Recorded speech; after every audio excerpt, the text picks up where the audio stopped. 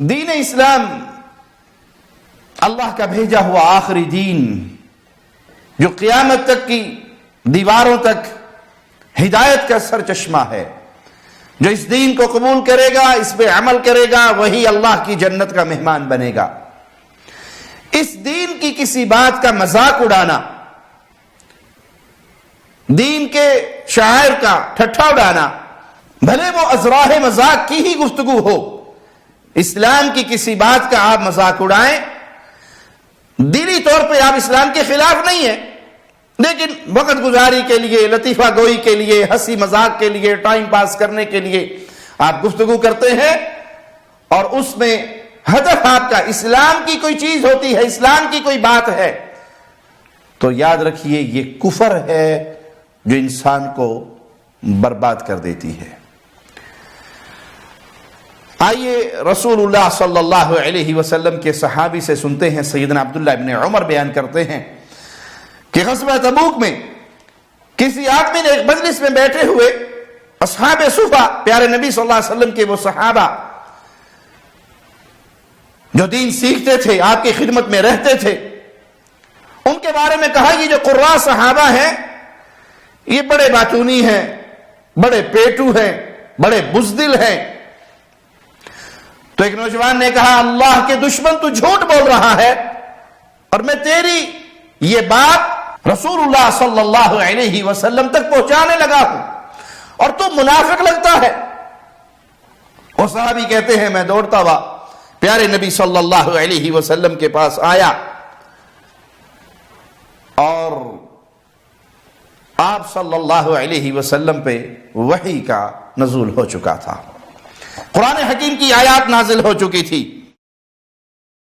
ابن عمر بیان کرتے ہیں کہ میں وہ منظر دیکھ رہا تھا، یہ بات کرنے والے نے رسول اللہ صلی اللہ علیہ وسلم کی اونٹنی کا گجاوا پکڑا ہوا ہے، اور وہ پتھروں پہ چلتے ہوئے اس کے پاؤں زخمی ہو گئے ہیں، اور وہ رسول اللہ صلی اللہ علیہ وسلم کو بار بار اپنی بات کیا کہہ رہا ہے کہ ہم تو ہنسی مذاق کر رہے تھے، شغل میلہ تھا، وقت گزاری تھی، ٹائم پاس کر رہے تھے، دل سے ہم نے ایسی باتیں نہیں کی، یہ تو ہم نے ازراہ مذاق باتیں کی تھی.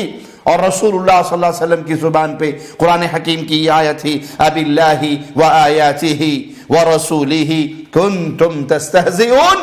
تمہیں مذاق کرنے کے لیے، ٹھٹھا کرنے کے لیے اللہ، اس کی آیات اور اس کا رسول ہی ملا تھا. تم اللہ کے ساتھ مذاق کرتے ہو، اللہ کی آیات کے ساتھ مذاق کرتے ہو، اور اللہ کے رسول کے ساتھ مذاق کرتے ہو. لا تعتذروا قد کفرتم بعد ایمانکم. اب معذرت پیش نہ کرو، اب بہانے نہ بناؤ، معذرت پیش نہ کرو. قد کفرتم، تم کافر ہو چکے ہو، کفر کر بیٹھے ہو. بعد ایمانکم، ایمان لانے کے بعد پھر تم کفر کی وادی میں داخل ہو چکے ہو، اب تم معذرت نہ کرو. انہوں نے کس کا مذاق اڑایا تھا؟ صحابہ کا. صحابہ بھی وہ جو اللہ کا دین سیکھتے تھے، خاص اصحاب صفا، وہ غریب اور فقیر صحابہ جو آپ کی خدمت میں رہتے تھے. اور اس نے کہا یہ قراء صحابہ یہ بڑے پیٹو ہیں، باتونی ہیں، بزدل ہیں. مذاق صحابہ کو اڑایا گیا. اللہ نے آیت کیا نازل کی؟ اب اللہ کا مذاق اڑاتے ہو، اللہ کی آیات کا مذاق اڑاتے ہو، اللہ کے رسول کا مذاق اڑاتے ہو.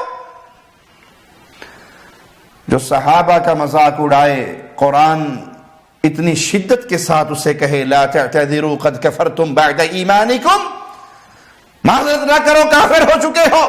اور جو کھل کے صحابہ کو گالیاں دے، جو صحابہ کے ایمان کا انکار کرے، جو رسول اللہ صلی اللہ علیہ وسلم کے پیارے صحابہ کے بارے میں اپنی گندی، ناپاک، پلید، خبیث زبان دراز کرے، وہ مسلمان رہے گا؟ وہ مومن رہے گا؟ جس کی زبان سے امیر معاویہ محفوظ نہ ہو، جس کی ناپاک زبان سے ابو سفیان محفوظ نہ ہو، سیدنا عثمان محفوظ نہ ہو، سیدہ عائشہ محفوظ نہ ہو، سیدنا ابو بکر و عمر محفوظ نہ ہو، صحابہ کی جماعت محفوظ نہ ہو، وہ یہ دعویٰ کرتا پھرے کہ میں مسلمان ہوں. اسے سوچنا چاہیے کہ یہاں اصحاب صفا کا مذاق اڑانے والوں کے بارے میں قرآن نے کیا کہا؟ तुम मजाक उड़ाते हो। अबिल्लाहि व आयातिहि व रसूलिहि कुंतुम तस्तहज़िऊन, तुम मजाक उड़ा रहे हो अल्लाह का और उसके रसूल का और उसकी आयात का। ला तअतज़िरू, अब माजरत करने का फायदा नहीं है, तुम कुफर कर चुके हो। अल्लामा सालिह अल फौजान हाफिज़हुल्लाह वो इस आयत की तफसीर करते हुए फरमाते हैं कि कुरान पाक में है कद कफरतुम बअद ईमानिकुम, तुम ईमान लाने के बाद काफिर हुए। माना ये मुनाफिक नहीं, मुनाफिक होते तो फिर ये कहा जाता तुम इस्लाम लाने के बाद फिर दोबारा काफिर हो गए। तो प्यारे भाई, दीन इस्लाम की किसी बात का मजाक उड़ाना ये बड़ा खतरनाक है। और आप देखते होंगे माशरे के अंदर ये बीमारी बड़ी आम है, कहीं जन्नत का मजाक है, कहीं जहन्नम का मजाक है, कहीं फरिश्तों का मजाक है, लतीफे बनाए हुए हैं।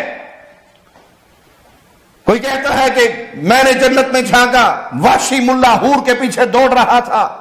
किसका मजाक उड़ा रहे हो? अल्लाह की जन्नत का।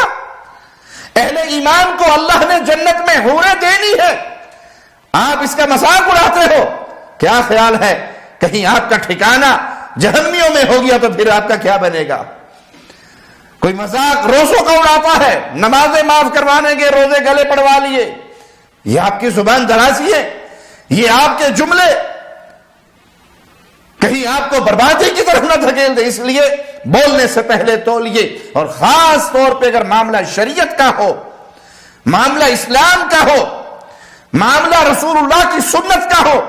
दाढ़ी के बारे में अक्सर लोग अपनी जुबान से जुमले निकालते हैं, ये दाढ़ी है या झाड़ी है। पर्दे के बारे में मजाक करते हैं, पर्देदार औरत का मजाक उड़ाते हैं, ये खेमे में छुपाई हुई है, ये क्या है। तो प्यारे भाई, इस्लाम के किसी मसले का मजाक उड़ाना इंसान को वादी ईमान से महरूम करके जहन्नम की वादी के अंदर धकेल सकता है, कुफर की वादी में धकेल सकता है। अल्लाह से माफी मांगिए, अल्लाह से तौबा कीजिए और आइंदा अपनी जुबानों को कंट्रोल कीजिए। अल्लाह की सजाओं के बारे में, अल्लाह की मुकर्रर करदा सजाओं के बारे में अक्सर जुबानें दराज कर देते हैं ये बेदीन लोग कि अगर चोर के हाथ काट दिए जाए तो पूरी कौम को टूंडा करना पड़ेगा। ये जंगली सजाएं हैं, ये गैर इंसानी सजाएं हैं, ये वहशियाना सजाएं हैं। नाऊज़ु बिल्लाह सुम्मा नाऊज़ु बिल्लाह। तुम अल्लाह को खबर दे रहे हो कि तेरी मुकर्रर करदा सजाएं वहशियाना है। तो इस्लाम का मजाक, इस्लाम के किसी एक मसले का मजाक वो इंसान को बर्बाद कर सकता है। अल्लाह हमें ईमान पे जिंदा रखे और ईमान की बेहतरीन हालत में हमारी मौत हो। अक़ूलु क़ौली हाज़ा व अस्तग़फ़िरुल्लाह ली व लकुम व लिसाइरिल मुस्लिमीन।